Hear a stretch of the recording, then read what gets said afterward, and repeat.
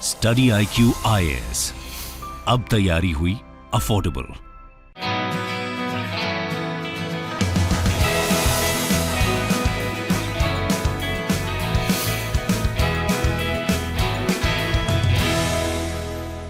नमस्कार दोस्तों, आज हम बात करेंगे रिसेशन के बारे में, क्योंकि इसकी काफ़ी चर्चा हो रही है। कई सारे आपको आर्टिकल्स मिल जाएंगे, जैसे पॉलिटिको का आर्टिकल आप देख सकते हो।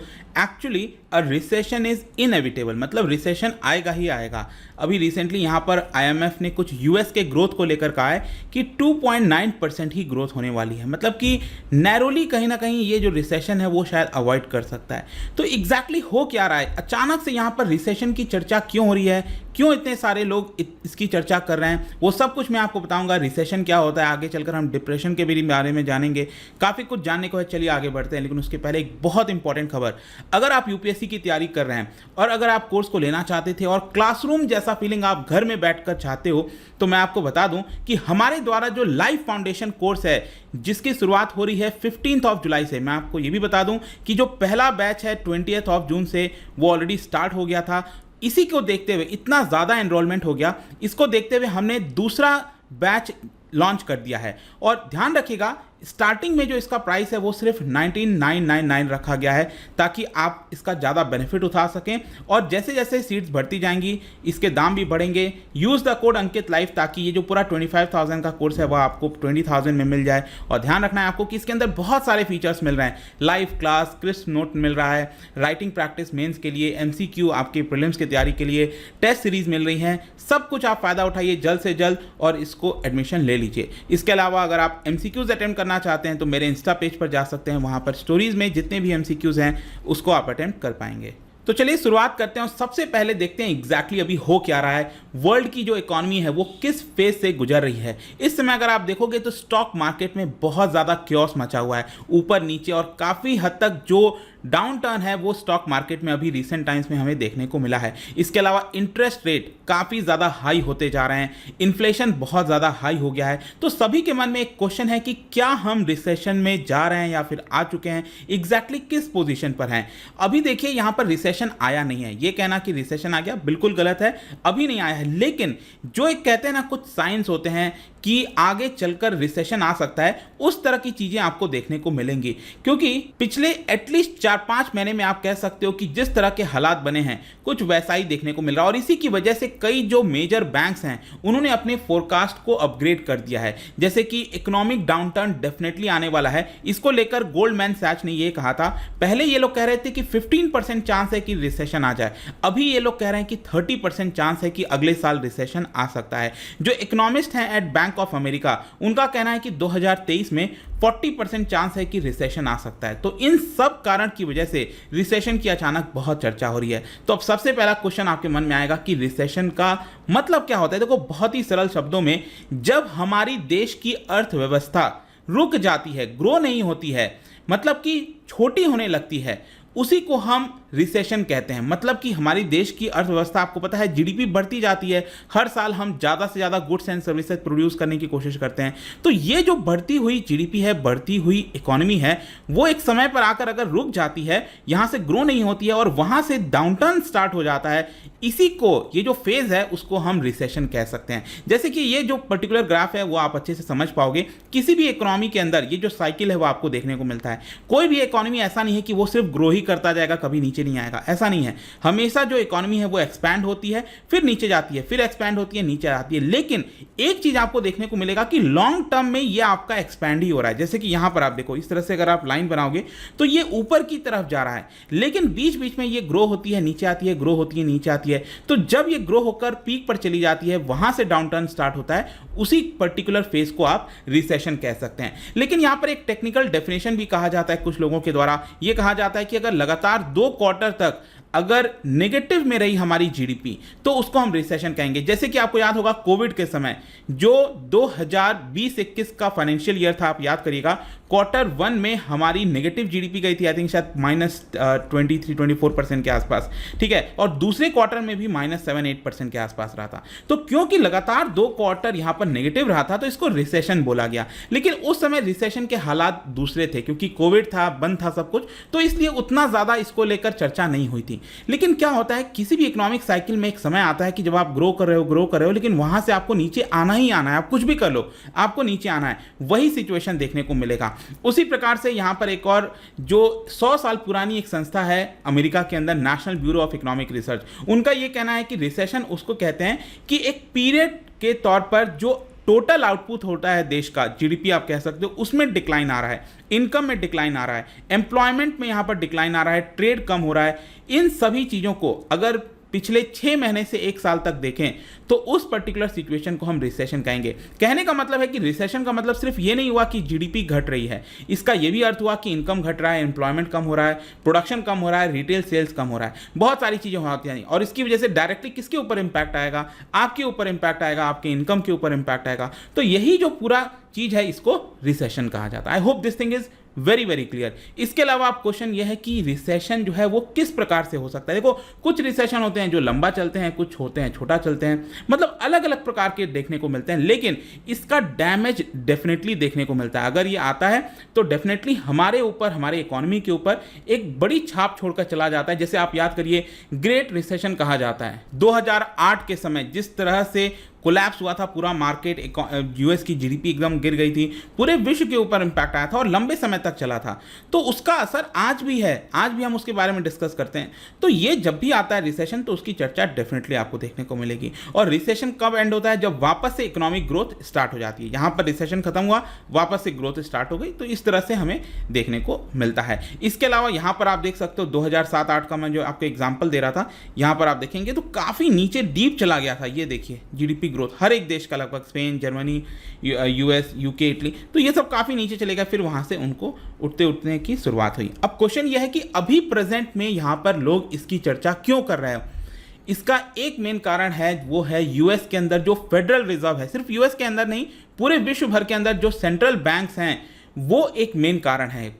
अब आप सोचोगे कि सेंट्रल बैंक क्यों ऐसा कर रहे हैं? देखो, सेंट्रल बैंक का मेन काम क्या है? अगर हमारे देश का आप एग्जांपल लीजिए, मॉनेटरी पॉलिसी कमेटी आती है तो उसके द्वारा हर 2 महीने पर मीटिंग होती है। मेन उनका एक जो मकसद है कि हमारे देश में जो इन्फ्लेशन है उसको कंट्रोल रखें, 2% से 6% के बीच में रखें। लेकिन इस समय जो इन्फ्लेशन है, स्पेशली होलसेल प्राइस इंडेक्स 15% तक चला गया है। जस्ट इमेजिन, 15-16% चला गया है। जो रिटेल इन्फ्लेशन होता है, कंज्यूमर प्राइस इंडेक्स, ये भी 7-8% आपको देखने को मिलेगा। मतलब ये तेजी से बढ़ रहा है। और उसको रोकने के लिए, उसी प्रकार से अमेरिका के अंदर इसको रोकने के लिए जो फेडरल रिजर्व है वो अब इंटरेस्ट रेट को बढ़ा रहा है। जैसे हमारे देश में रेपो रेट आप सुनते होंगे, रेपो रेट बढ़ाया जाता है ताकि लोन लेना महंगा पड़ जाए, लोग कम लोन लें और यहां पर एक प्रकार से जो इन्फ्लेशन है वो कंट्रोल में आए। क्योंकि खर्च अगर आप कम करोगे तो इन्फ्लेशन अपने आप कंट्रोल में धीरे धीरे आता जाएगा। अब हुआ क्या है कि अमेरिका के अंदर जो इन्फ्लेशन है वो 1981 के बाद से हाईएस्ट पेस पर चला गया है। 40 साल में इतनी बड़ा इन्फ्लेशन देखने को मिला। और इसीलिए 1994 के बाद से यूएस का जो फेडरल रिजर्व है उसने सबसे बड़ा हाइक किया था अपने इंटरेस्ट रेट में। अब इंटरेस्ट रेट महंगा होता है तो इसका अगेन वही असर होगा कि अमेरिका के अंदर लोग बोरो नहीं करेंगे, कम करेंगे और स्पेंड कम करेंगे, जिसकी वजह से इन्फ्लेशन जो है वो कम देखने को मिलेगा। लेकिन दूसरी तरफ जो स्टॉक मार्केट के इन्वेस्टर्स हैं उनको बहुत डर है कि अगर इसी तरह से सेंट्रल बैंक रेट बढ़ाती गई तो ये एक प्रकार से रिसेशन का साइन आ सकता है। आगे चलकर यहाँ पर ग्रोथ नहीं होगा। अल्टीमेटली यही चीज है ना। जैसे कि स्टैंडर्ड एंड पुअर, जैसे हमारे देश में आपने निफ्टी के बारे में सुना होगा, जो है सेंसेक्स के बारे में सुना होगा, जो इंडेक्स होता है, वैसे ही अमेरिका के अंदर है स्टैंडर्ड एंड पुअर, S&P 500। उसका अगर आप आंकड़ा देखो तो ये ऑलरेडी इंडिकेट कर चुका है कि यहां पर जो स्टैंडर्ड एंड पुअर है, जो मार्केट है, वो बेयर मार्केट में एंटर कर गया। बेयर मार्केट उसको कहते हैं जब अपने पीक से 20% डाउन हो जाती है मार्केट। तो यहां पर जो स्टैंडर्ड एंड पुअर है वो अपने पीक पर से आई थिंक 47-4800 के आसपास ये गया था इसका वैल्यू जो है, और ये अभी करीब रिसेंटली देखने को मिला कि 36-3700 पर आ गया था। मतलब कि अपने पीक से ये जो है 20% से ज्यादा डाउन चला गया। ये इसी की वजह से इसको बोला गया कि ये बेयर मार्केट में चला गया है, मंदी के तौर पर चला गया है। और ये एक प्रकार का इंडिकेशन होता है कि आगे आने वाले समय में इसका भारी इंपैक्ट देखने को मिलेगा इकोनॉमी के अंदर। सिर्फ यही नहीं, आप हाउसिंग मार्केट देखिए, हाउसिंग मार्केट के अंदर जो मॉर्गेज रेट्स होते हैं वो बहुत तेजी से बढ़ गए। 2008 के लेवल पर आपको देखने को मिलेगा। मॉर्गेज क्या होता है? आपका घर वगैरह उसको गिरवी रखना चाहते हो, लोन लेना चाहते हो, तो जो रेट लगता है वो महंगा हो गया है। और इसलिए बहुत सारी जो कंपनीज हैं उन्होंने अपने एम्प्लॉयज़ को हटाना स्टार्ट कर दिया है, क्योंकि आगे आने वाले समय में उतना काम नहीं रहेगा, इसलिए वो लोग हटा रहे हैं। इसके अलावा क्वेश्चन ये भी है कि जो कंज्यूमर्स है वो क्या सोचता है। देखो, अगर कंज्यूमर चिंता में है, अगर मान लो आपको लगता है कि कल के डेट में रिसेशन आएगा, तो आप क्या करना स्टार्ट करोगे? आप खर्च नहीं करोगे, आप बचा कर रखोगे। और जब लोग बचाना स्टार्ट कर देंगे, सिर्फ कोई खर्चा ही नहीं कर रहा है, सब लोग बचा रहे हैं,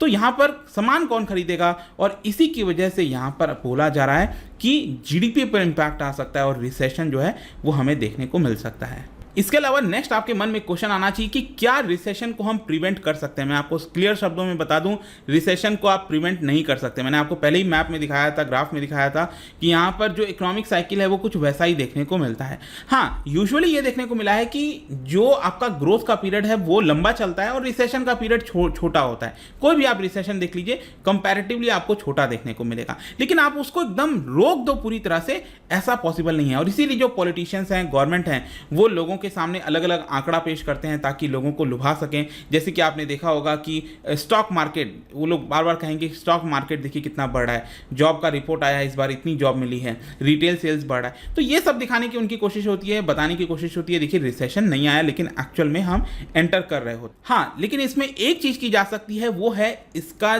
जो सिवियरिटी है, मतलब कितना इंपैक्ट करेगा इकोनॉमी को, उसमें हम थोड़ा सा जो है इसको थोड़ा सा कम कर सकते हैं बर्डन को।